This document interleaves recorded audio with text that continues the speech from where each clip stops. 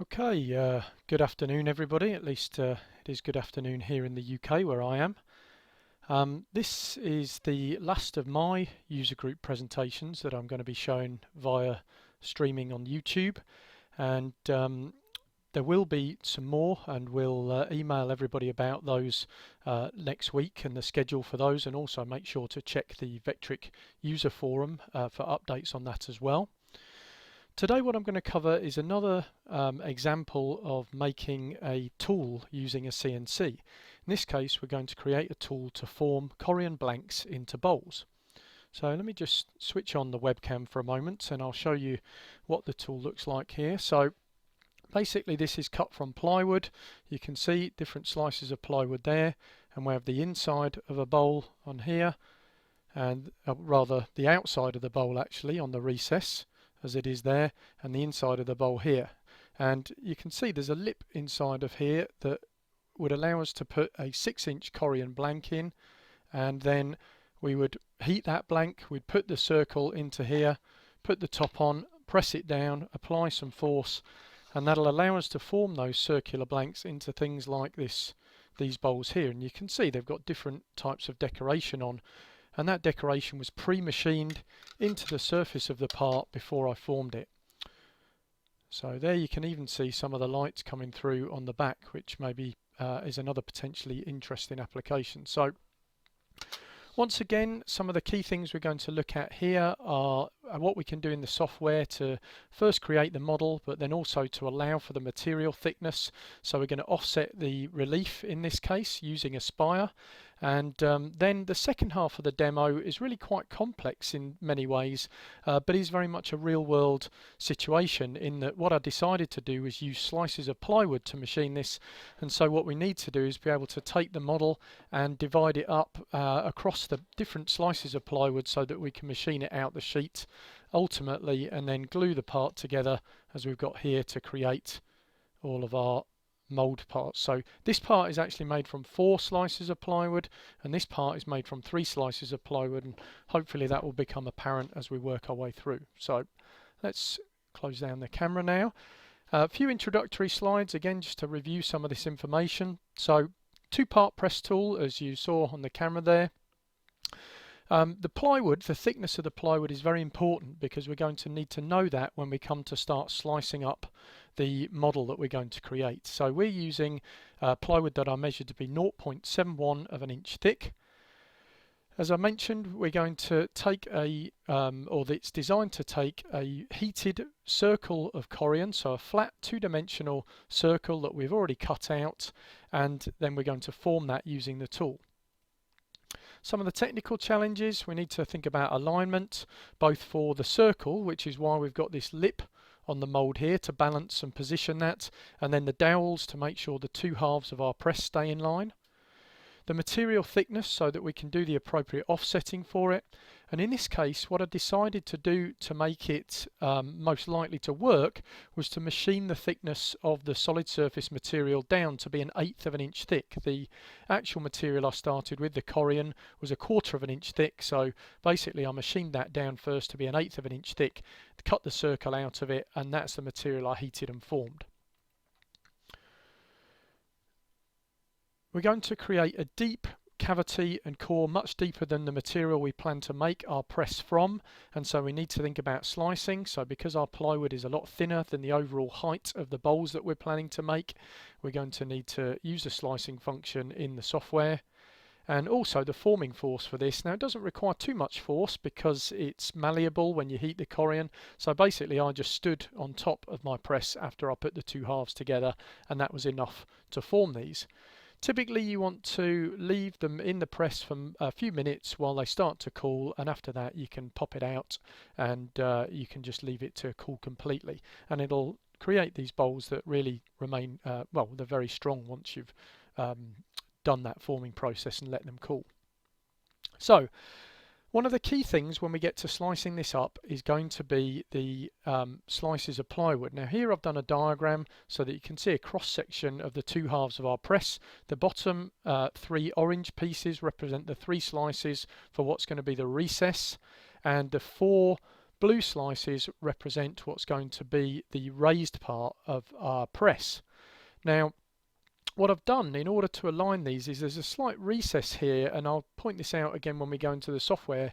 So this has gone down 1/4 of an inch in here, which moves the whole thing 1/4 of an inch down, and means we need to add 1/4 of an inch of vertical on the side here, and I'll come back to that later why that's important.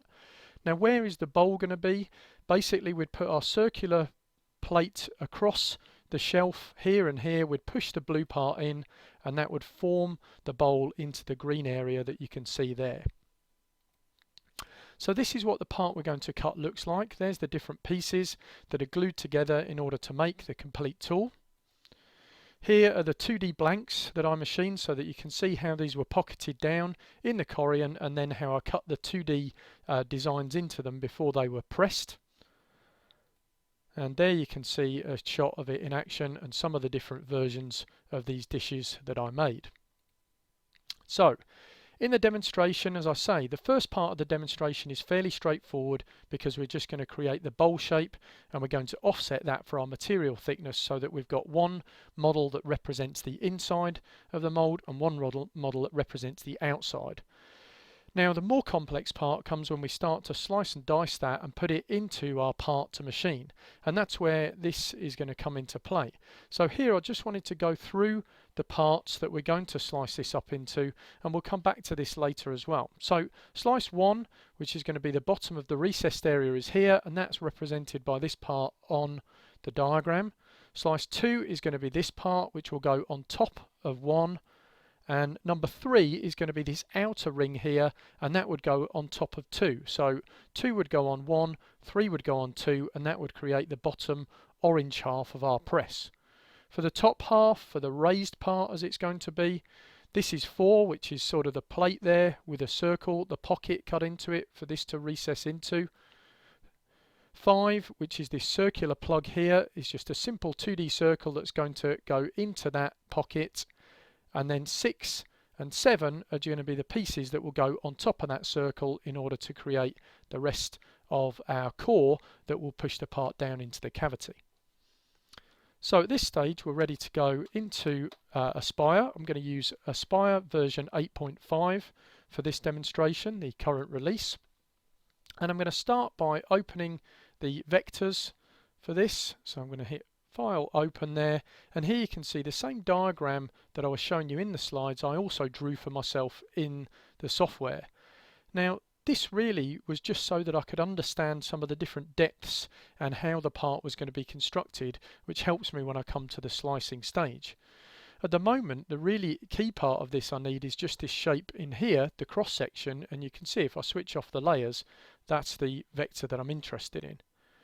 Now I prefer to work with a raised shape, so what I'm going to do is just flip the whole thing over. I'm just going to hit V on the keyboard, so now it's as if I've just turned over the whole press, and what we're going to model is the outside, in this case, of the bowl, and then we're going to offset that model by 1/8 of an inch to create the inside shape of our bowl, which will flow across the blue area here. So let's just switch off these and we'll come back to those in a moment. And I want to keep this, so I'm just going to right mouse click and say copy to layer, new layer, and we'll call this bowl, and we'll make that visible and active, and we'll just switch off the cross section layer there. Now if I click on this vector, the next thing I need to think about is turning this into a 3D model. So what I want to do is create some drive curves, which are going to be an inner and outer circle, an outer circle to the edge of here, and an inner circle to this flat area, and then I need a cross section to sweep around that using the 2-rail sweep. If I select this vector here, you can see the width of that down the bottom right here, it's 5.5 inches. So the first drive rail I'm going to create is a circle. I'm going to make it 5.5 inches, and I'm just going to put that in the center of the job here. So 3.5 is the center.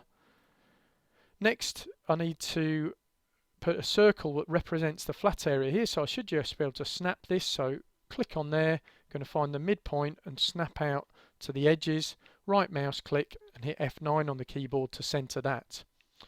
Now we want to turn this into a cross section, so I just need the part of this in between the two circles with a vertical edge, bringing the height down for me. So if we go into node editing mode by hitting N on the keyboard, I'm going to delete this span here using D, and then click and drag this and snap that down to the midpoint there and hit escape to go out of node editing mode.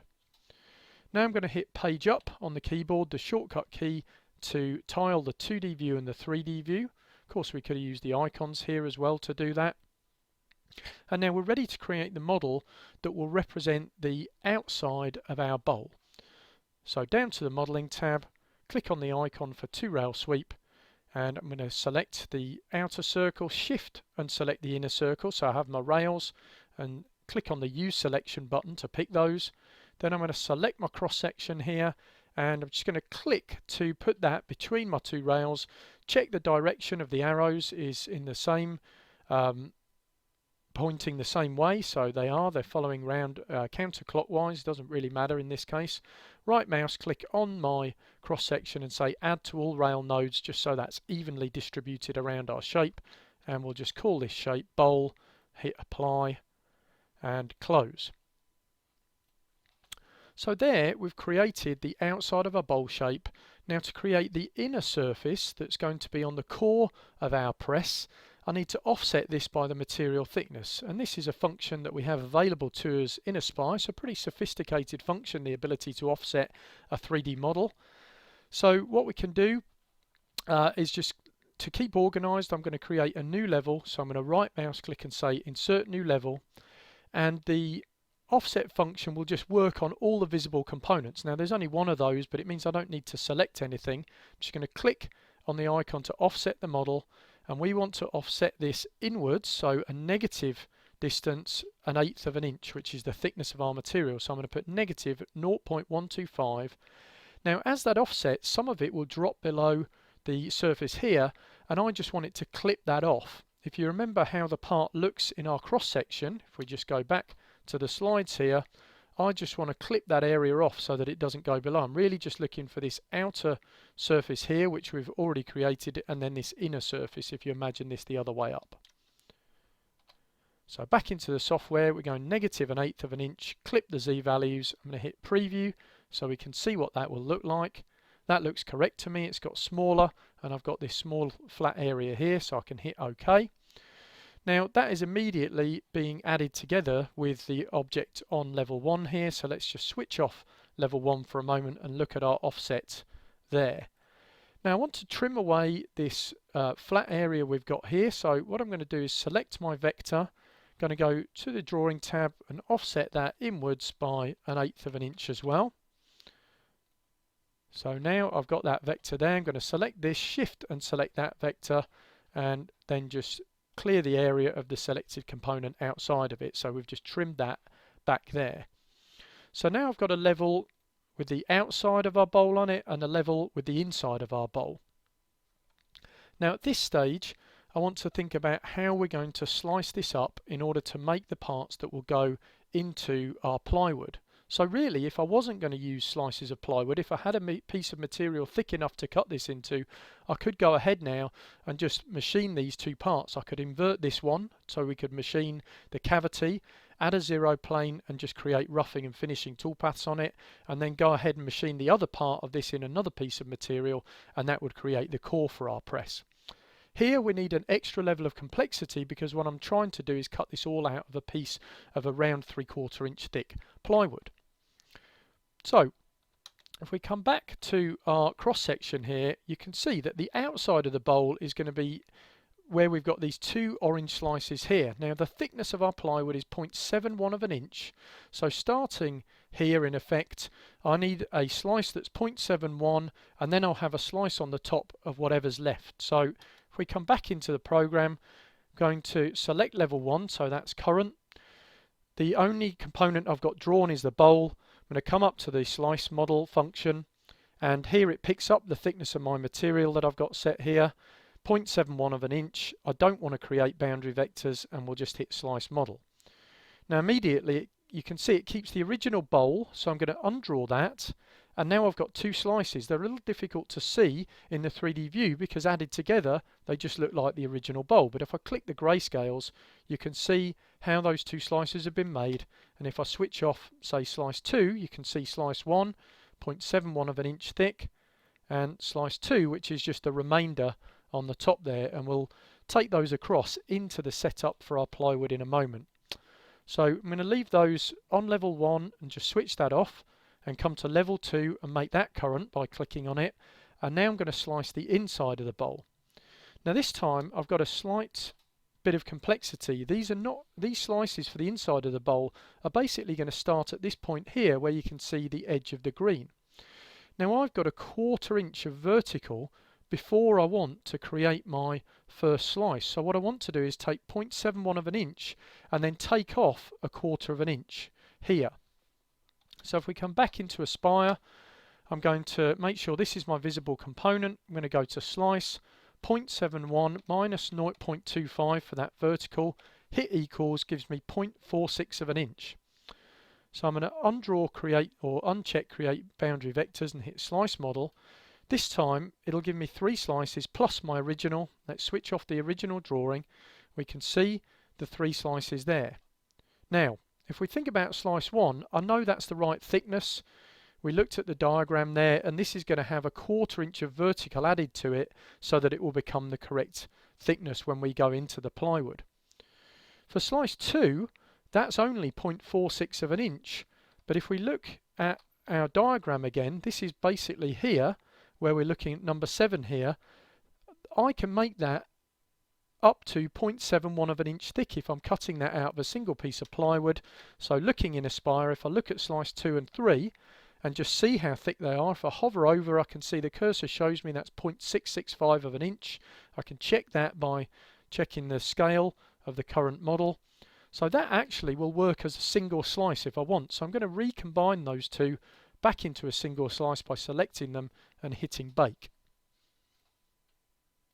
And let's just rename that now slice 2 as well. So I've got slice 1 and 2 for the inside of my mould, what will become the raised part that's going to push in. And then here I've got slice 1 and 2 for what's going to be the outside of the bowl and will actually be the recess in our press. Now I've got all of the work done with the 3D models that I need. Now I need to think about setting these up and dividing them up into slices within our plywood. And I'm going to do that in a separate section of Aspire. So let's just start another session of Aspire here. And I'm going to set up a new file. I'm going to make this file 24 by 16 and the thickness of the plywood, which is 0.71 of an inch. You can see how important when we come to do the slicing, accurately measuring my material is going to be in order that I can put the cut slices together to create an accurate 3D mold. So if I hit OK, what I'm now going to do is lay out a kind of template vector that I'm going to distribute across my part here. Now I'm going to make this 7 inches across, and I'm going to position the lower left corner at 0.75, 0.625, width 7, height 7, and hit create and close.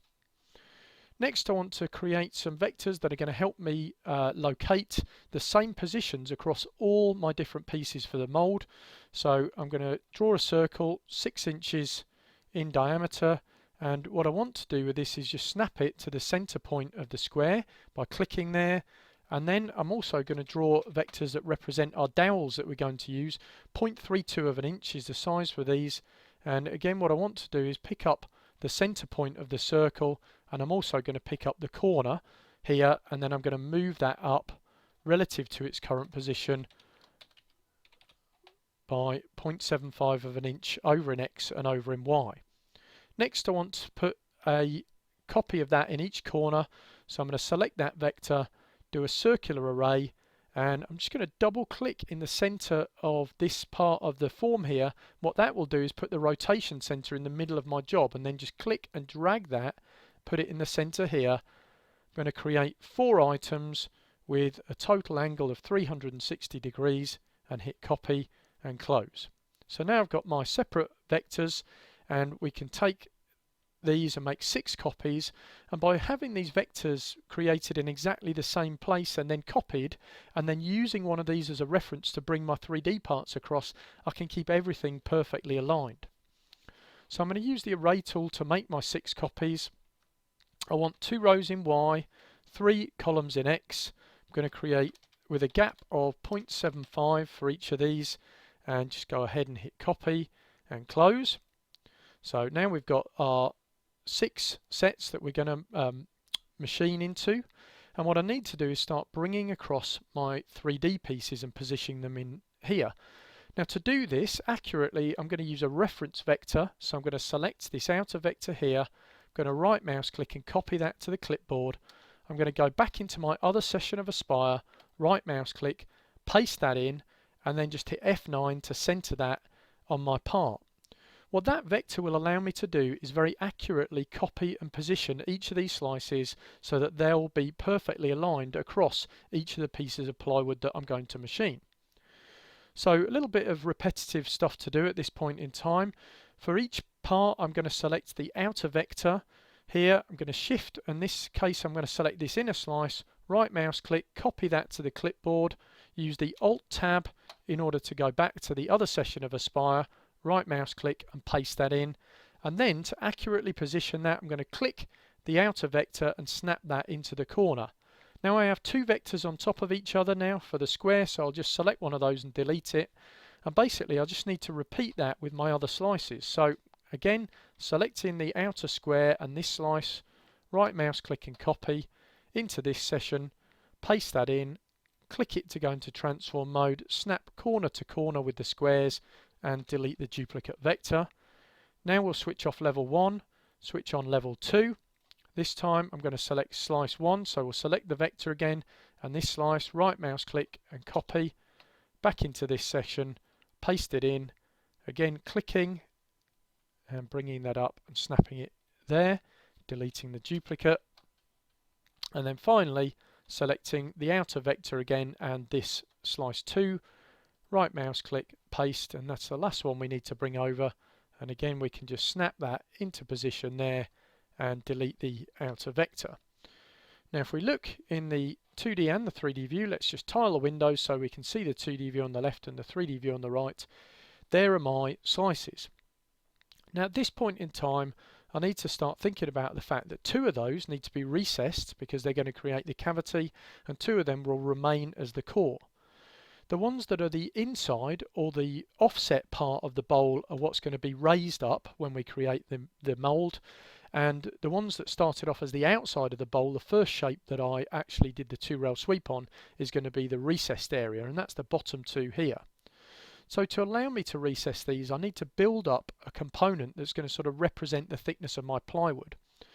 So I'm going to go to the modelling tab, I'm going to click on this square here, and I'm going to click on the create shape from vectors, make this flat and just give it a base height, the thickness of my plywood, and we'll call that base 1 and hit apply. And if we close that, what I need to do now is take this shape and take it away from that. So if we select slice 2 there, move it up to the top, right mouse click and change its combine mode to subtract. I know that the list works from bottom to top, so now I've got something the same thickness as my material, subtracting that shape from it, and we'll do the same here. So I'm going to take this vector and base height flat, we'll call that base 2, apply, close, and again I'm going to select that component, move it to the top and just right mouse click and set that to subtract as well. So that's perfect. That's going to go all the way through the piece of material. This is going to go part way through. Now I need another base here. You'll remember that we sliced this deliberately 1/4 of an inch too thin. So what I need to do is raise this up 1/4 of an inch, and I'm going to use 2 different shapes to do that. One, I'm just going to give it a vertical edge of 1/8 of an inch to allow the tool to roll over the edge, but I don't want the tool to roll over the edge all the way to the bottom because that will end up cutting the part out, and I'll need to add 3D tabs, which we'll have to do on this part anyway. They're a little more difficult to remove. So what I'm going to do is just add 1/8 of an inch and then create a flat surface that pushes it up a further 1/8 of an inch. What that'll do is stop the tool from machining all the way through when we do the finish and allow me to come back in with a normal profile pass to cut it out, adding the standard 2D tabs.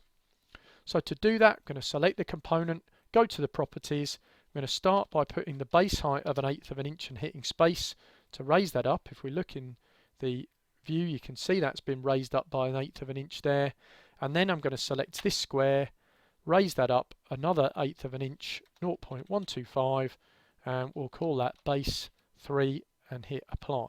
And that will just add to that. So as I say, when we machine this, the vertical will allow the tool to roll down the edge, getting the shoulder of the tool past the 3D shape, but stop it from cutting all the way through. So at this stage, I've got all the 3D shapes, for the main parts of my component. We will come back in later and create some 3D tabs to hold this part in place. But what I want to do now is a bit of vector organization and also layer management. Now if we look at the layers, you can see we've ended up with layers that are represented by the parts we've been copying and pasting in from the other session of the software. So the first thing I'm going to do is just crush down all these layers so I've got a single one. I'm going to right mouse click and say merge visible, so everything within the part will just be put onto layer 1 because all the layers were visible. Then I'm going to select these grayscales and say move to back, and we'll just do that with all 3 of the recent shapes we made so that we can see and select the grayscales for our different components here. Now if we go to the drawing tab, before I can start calculating the toolpaths, I need to basically work my way through each part of our press and create vectors that are appropriate for machining it.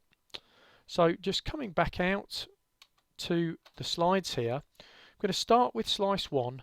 And what I want to be able to do here is machine the 4 dowel holes in the corners and then just have a boundary that represents the edge of our 3D shape. So back into Aspire, I can delete this center dowel, I don't need that in this case. We'll leave the 4 external ones, but what I want to do is fit a vector around the inside of the shape here. Now if I take the component and fit a vector to it, we get a boundary, but it won't be perfectly circular because it's fitting that to a pixelated shape. If you're familiar with Aspire, you know that we work with a grid of very small pixels in order to generate our 3D models. So if I go into node editing, you can see, although that would be acceptable in most cases for machining, I know that should be a perfect circle, so I may as well just take the size of that and then just edit the circle to be the same. So if we select that and look at the bottom here, shows me the height or the width of that circle, 4.42 of an inch. I'm just going to delete that, select this outer one and rescale that to be 4.42 and apply and close. So now I've got a perfect circle which will be around the edge of that part. So that's the first slice of the press done. For the second slice, we're going to come over here, and again if we look at our diagram, so now I'm working basically, well that was slice 1, now we're looking at slice 2. So again I need the 4 dowels in the corner, I need a boundary around the top edge, a boundary around the bottom edge so we can pocket this out, but also probably to offset that so that when we machine down into there the tool will go right and roll past this edge here. So if we come back into Aspire, first of all I need something that represents the outside edge, and I remember from modelling this that our vector was 5.5 inches across. So I'm going to select this vector here, scale that to be 5.5, link XY is set so that will automatically scale that down. Could delete this centre dowel, and then the inside edge of this should represent this shape here because that's going to basically sit on top of it.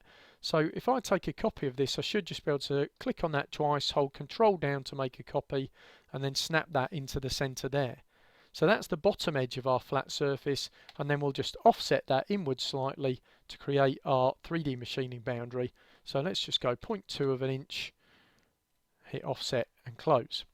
So that's slice 1 and 2 sorted out. If we come back out into the program, into the slides rather, 3 is just this part here. So this is just a 2D piece that we need to cut out. So this needs to be a 6-inch circle that's machined out the middle that's going to give us the shelf for our circular blank to sit on, and then we need the 4 dowel holes in the corner. So really we've got everything we need for that. We've got the 4 dowel holes here and we've got our 6-inch circle already, so we can move on from that. Now we will come back to this later because there's another piece we're actually going to cut inside of this, what would be a wasted piece of material here.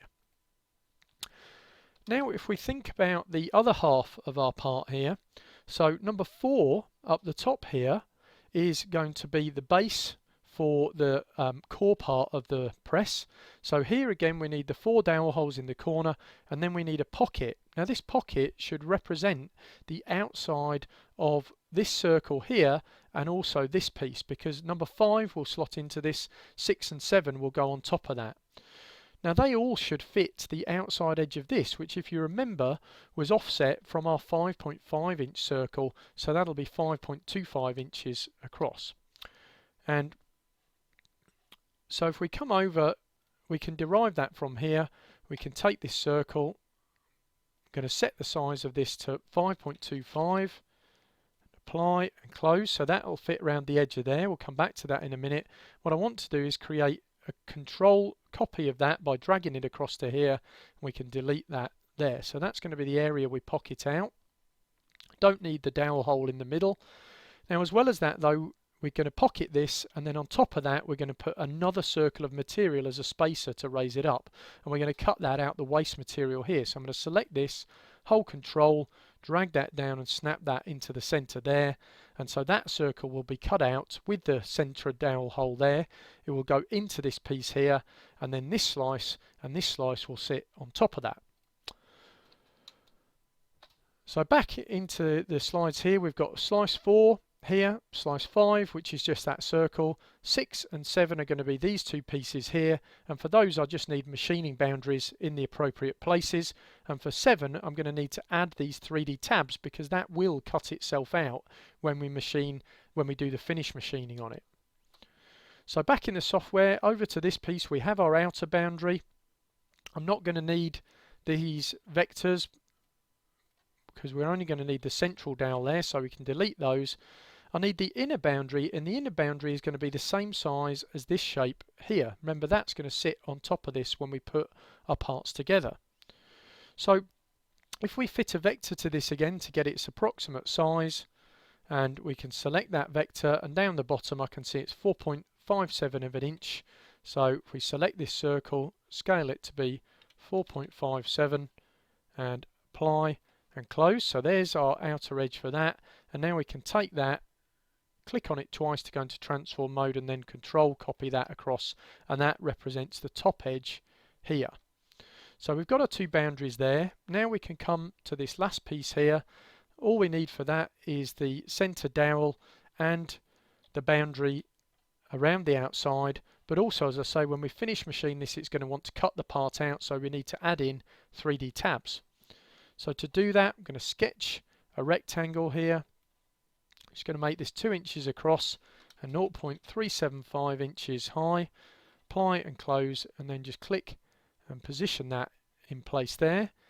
Now we'll select that and create a wedge shape. So we'll just do sort of 75 degrees, base height 0, scale to exact height of 0.1.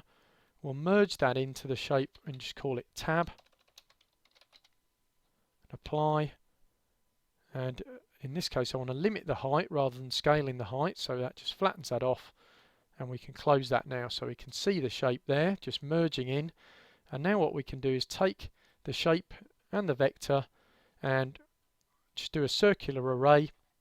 I can click on it to bring up the rotation point, drag that into the center here, 4 copies, 360 degrees, and just hit copy there, and there's our 3D tabs for that part. So at this stage I've got all the vectors and all the components I need to do the toolpathing. As I said, it's really quite a complex effort to do this, but hopefully it's interesting to look at because it's very much a real world problem, in that I wanted to machine this out of sheets of plywood. I had a model that was too thick to do that, and so I need to go through this kind of engineering process to divide the model up, bring the parts over into another session, and then do this additional work in order to get it ready to accurately machine it. We're ready to do the machining, as I said, so I'm going to click on the icon to switch to the toolpaths tab. I'm going to click on the material setup here. 0.71 of an inch will go off the top of the block in this case. There's no space for the model because it's the thickness of the block, so we don't need to position that. Everything else looks okay, so we'll click on the button there. Next, from a toolpath point of view, I need to think about the order that this is going to be machined in. Now, I don't want to rough out the whole of this area, I just want to rough the edge, so it'd be quicker for me to just pocket this out first. So let's assume I'm going to start with something like a 1/4 inch end mill to pocket this out, and so I may as well do the pocket here, and also the dowels at the same time with the same tool. So let's start with the pocket, which is going to use this vector, and we'll go to the pocket toolpath, and this is going to go all the way through the material. So I'm going to put Z equals 0.71 of an inch, use a 1/4 inch end mill. I'm not going to worry too much about the speeds and feeds. I'm just going to take the settings I've got, or maybe increase the pass depth to 1/4 of an inch there, hit OK. We'll do a raster in there, and we'll just call that pocket recess and hit calculate. And there, if we change this material so we can see it a little bit more clearly and preview that, and we can see that just being machined out there. Now, while we're using this 1/4 inch end mill, as I say, I may as well do the pocket here as well. Now remember, this pocket is going to accept another circular piece of material, so what I should do is pocket it down and leave a bit of an allowance on there to make sure it'll fit in comfortably. So I'm going to go to the pocket. In this case, I just want to create a recess shape for this circle to go in, 0.25 of an inch, have our tool selected there, and we're going to put in a negative pocket allowance of 0.02 to make sure that this circle can fit in there when we come to glue this together. And we'll call this pocket raised, because this is going to be the raised part or the core of my press. So if we preview that, we can see the result. If I want to check that that's overcutting that to make sure that the circle will fit, I can switch on the solid preview and see that the machined area goes slightly outside of the vector. So there's our pockets. Now with the same tool, we may as well also do our dowel holes. Now the majority of the dowel holes are going to be cut all the way through, but some in this base part here don't need to go all the way through the material. So I'm going to select those first. I'm going to profile these down to a depth of 1/2 inch, and I'm going to use a 1/4 inch end mill. I'm going to cut on the inside there, and we'll just spiral ramp those down, and I'm going to cut those to size because I want to be able to hammer the dowels in to those holes, and then they'll stay, and maybe even we'll put a little bit of glue in there as well. So we'll give those a name showing that they're going 1/2 inch in, and preview those. So we've got our holes there. Next, I'm going to select all the other dowel holes now, just using the box select, so we can pick all those and go to the profile. I'm going to cut all the way through the material plus a small amount into the spoil board, so I'm going to put cut depth of Z plus 0.01, then hit equals to calculate that, cut on the inside, and I'm going to leave a small negative allowance 0.02 of an inch to make sure that the two halves of the mould will easily slot over together and back out again. So we'll just call those profile dowels through and hit calculate. Software warns me it's going to cut through, which I expect it to. I'm going into the spoil board, and there's the rest of my dowel holes. Now at that stage I'll be finished with my 1/4 inch end mill until I come to do the cutout passes. So we change tools to our in this case what I'm going to use is a 1/4 inch ball nose tool, and we're going to use that to do all our roughing and finishing. So I'm going to select the boundaries for the recessed areas first, so that's this circle here and these two circles on the one next to it. I'm going to go to the roughing, 1/4 inch ball nose tool. We can check the settings for the roughing for that. Use selected vectors as a boundary, no boundary offset because I want the center of the tool to go to the vectors that I've got chosen here. Machining allowance 0.03 of an inch, and we'll call that 3D roughing recessed, because these are the recessed areas of our mould. We can preview that. Then I'm going to rough the raised areas, and this time I want the tool to go slightly past the edge of these to make sure it's clearing the shoulder. So I'm going to use the same parameters but put a boundary offset of 0.2 of an inch. I'm going to Z-level rough that and call that 3D roughing raised and preview that. So I can see that because that was set to do the raster roughing, it probably means on here I didn't notice that it's going to do 3D raster, so I do want that to Z-level rough as well, so we can see that it'll be a little bit quicker in this case. And let's just preview all of our toolpaths again so we can get caught up there. So there's all our 2D before we get to the 3D, and then we've got our 2 roughing toolpaths.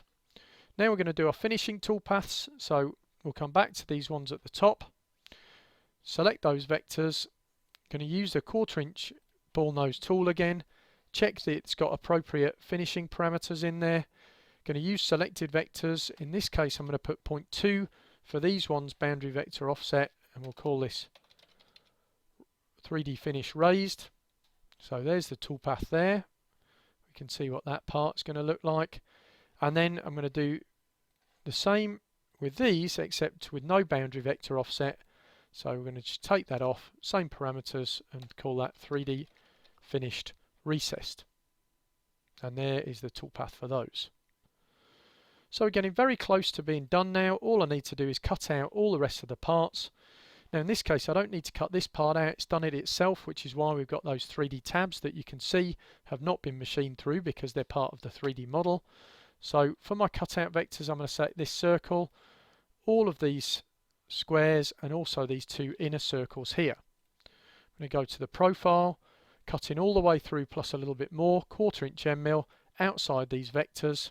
I'm going to add tabs to these toolpaths, click on edit tabs and work my way around. So we'll put 3 on the circular ones and 4 on the squares. So if you've got a vacuum hold down or another method, double-sided tape or something like that, of course you may not need to use tabs, and the benefit being that you don't need to then have to manually remove them subsequent to machining. In our case we need to use the tabs, so I've put them around all the outer edges. Now this is interesting because I've got 2 profile toolpaths, one which is going to cut round here and one which is going to cut round here to create my 2 separate shapes. My tool is not big enough to cut all the way across here in one go, so I need to add tabs on both the outer and inner in the same place, or at least roughly in the same place, so that they line up when I come to machine this and make sure that that part holds in place. So we can close that now. We can say profile, cut out, hit calculate, and preview that toolpath as well, maximize that and just check the tab placement. That looks good here, everywhere else looks good. And now we've created all the pieces of plywood we need to make our mould. As I said before, for the cavity part of the mould we'd have this piece first, this piece would go on top of it, then this piece would go on top of that, and for the raised part or the core part of the mould we'd have this piece first, the disc would slot into here, this part would go on top of the disc, and this part would finish that off with a dowel sticking out the top that we'd just cut off and sand down. Once it was all glued together, everything would get sanded and we should have the 2 parts of the mould that I showed you at the beginning of this demonstration. So, as I mentioned, this is a pretty involved demonstration. However, one of the key parts of this in terms of mould making was really just that 3D offsetting that we did very near the beginning. So if your model did not require the slicing that I've done here, but you still wanted to make a mould with a spire, it's pretty straightforward to do. I just need my 3D model that I've created in the software or imported from another CAD program, and we're just going to take that and offset it inwards or outwards to create the material thickness, and then I'm just going to cut those as a core and a cavity in 2 separate pieces. In this case we looked at a whole other kind of way of approaching this, which is to cut it into cheap material like plywood, and that requires a much more complex and convoluted set of operations in order to slice the part up, bring it across and do the layout as you've seen here. But hopefully it's been useful to watch a way of how to effectively make something a little more complex in this case, and maybe even more real world. So let's just go back out to the slides here to conclude. So in summary, the idea behind this and the video I showed yesterday, which is still available on YouTube, the video that I showed on Monday and the one from last week, is using your CNC in order to create a tool. So really the key point of this is the fact that we've created something with a CNC that isn't our finished part, but is used to create the finished part. So I think forming solid surface material, or Corian being one of the brands of this, has lots of possibilities for different applications. Here you can see just me holding up one of the bowls I made to a light. This is the candle holder that we looked at yesterday. Really, we've barely scratched the surface with this. In this case, what was quite interesting was pre-cutting the blank allowed me to vary the finished part. So I was able to cut different patterns into it, and I think you could try forming lithophanes or blanks with 3D models or textures in them, again for real variety in this. Some of the technical issues we addressed in the demonstration that we use the software to help us with: the alignment for the material and your press halves. So we made deliberately a shelf in our mould so that we could put our circle of material into it after it's been heated, and then we used the dowels to make sure the two halves of our press stayed aligned when we pushed them together. And then, as I say, probably the key part of this whole demonstration was the offsetting either the vectors or, in this case, the 3D model for the material thickness. And I can see there's a question in the chat there, apologies for not noticing earlier, about how we would make a wooden bowl. Basically, you would use the same process I've got here, but instead of machining a core and a cavity, you'd basically machine the opposite. So you do a two-sided job, and you can look up how to do that in the standard tutorials, and you'd basically machine what we offset as the inside and what we originally modeled as the outside. So really, same process for that 3D offsetting. So useful information on the forum. I've posted a direct link to this, but if you want to learn about thermoforming Corian, there is a PDF. If you Google thermoforming Corian PDF, it should take you straight to it, or if you look on the Vectric forum in the user group live streaming topic, then you'll see the link that I've posted there. I appreciate everybody watching today. I will keep an eye on the chat for a few minutes. I am going to stop the streaming, but if you've got questions, please go ahead and write something in there, or alternatively write any questions you have on the forum regarding this topic. And as I say, we'll be emailing everybody next week with the schedule for the rest of the user group presentations, and then sometime in November we should be publishing all the videos on the website along with the files. So if you want to work through it step by step, you'll be able to do that. Thank you very much for your time.